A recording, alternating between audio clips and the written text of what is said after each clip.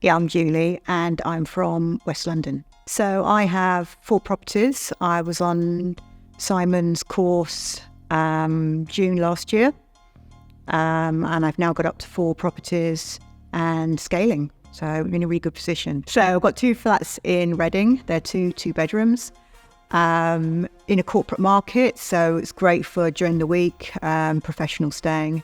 I then have secured 2 more deals in Acton, so in West London.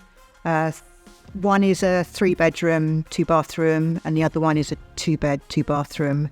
I secured those at the end of November, so I've been operating sort of just over a month. But in terms of cash flow, we're looking at 15,000 a month. It is because I've now found out where my niche area is, and the West London ones, the 2 that I've literally taken on the last 5 weeks, are absolutely storming. Trust your gut instinct. Don't just take on a property because you want a property. For me, it's about make sure that risk is a calculated risk. We're about 5 months into our one-to-one mentorship, and we are just on the cusp of getting our 3rd deal, and things are going really well. I think excitement and overwhelm mixed together.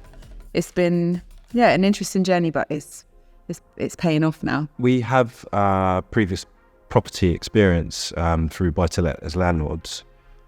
So we've kind of pivoted, if you like, towards the rent-to-rent style, and we felt quite confident in managing property in different units. But I think our biggest question mark was around the objections with landlords, setting up the correct compliance, and also around negotiating on the contracts to make sure we got deals over the line.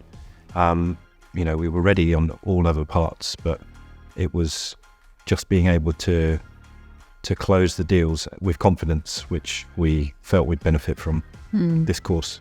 Simon has, pretty much all of the calls that we've had with him, he's really gone straight into what's your situation, what's the problem, listens, and straight off the bat he's able to come back with a couple of solutions which frames our pitch in a slightly different way, or makes us view it from a different perspective and more confidently to move forward. So we have 2 deals of which are live that have had guests in, and a few more in the pipeline.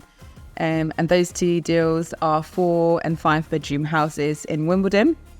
And we kind of target premium family stays. They've been going really well. We've had really good occupancy, a few teething issues with some of the platforms like booking.com on the back end with admin, but otherwise it's been quite a smooth journey. We're seeing good demand, and we just want to get loads more.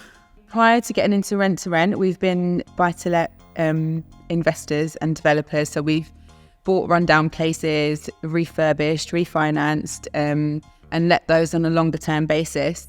But whilst there is capital appreciation in that strategy, the return is a bit slower, and we wanted to really increase our monthly cash flow at a bit of a faster pace, rather than having to wait for 5 years for the appreciation to rise so we can get the equity. And so that's why we thought we'd come into this strategy, and so far it's proven well. Yeah, I think it's really important to obviously educate and learn your trade, your craft, but then you've got to get out and practice it.